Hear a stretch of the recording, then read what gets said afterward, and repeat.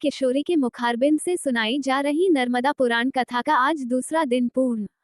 माचना संदेश बैतूल। शाहपुर मां नर्मदा पुराण ज्ञान यज्ञ कथा का मां माचना के पावन तट पर आयोजन किया गया है। संगीतमय कथा का वाचन नित्या किशोरी शर्मा बुधनी जिला नर्मदापुरम के द्वारा दोपहर 2 बजे से शाम 5 बजे तक किया जा रहा है।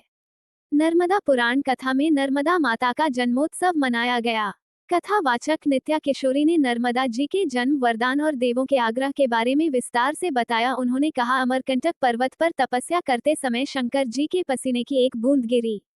उस पसीने की बूंद ने सुंदर बालिका का रूप लिया। बालिका के नटखट स्वरूप से प्रसन्न होकर वर मांगने को कहा।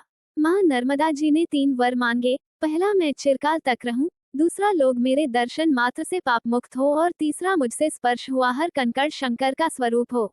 देवताओं ने कहा, शंकर जी के पसीने से नर्मदा प्रकट हुई है, इसलिए यह नदी रूप में प्रवाहित हो। देवताओं से नर्मदा जी को 3 वर प्राप्त किए। उद्गम की कथा थी। भगवान शिव के शरीर से जो पसीना बहा, उसी से माँ देवा का प्राकट हुआ। माँ नर्मदा ने अनेक वरदान मांगे बाबा से।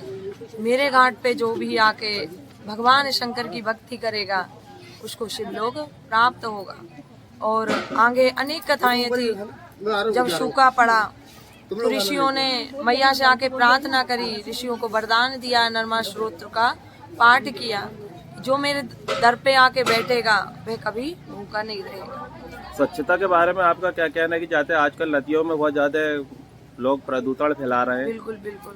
इसमें आप क्या बोलेंगे कथा में? हम कथा में यही बताएंगे कि नदी हमारी माँ है और माँ के ऊपर गंदगी नहीं डाली जाती। अगर माँ नर्मदा को, माचना मैया को हम अपनी माँ स्वरूप मानते हैं तो उसको गंदगी नहीं डालते, उसमें गंदगी नहीं फेंकते। तो हम कथा में प्रयास करेंगे समझाने का। बाकी कई लोग समझते भी है, कई लोग समझ के भी ना समझ करते। कथा के माध्यम से आप विश्व में क्या संदेश देना चाह रहे हैं कि क्या हो?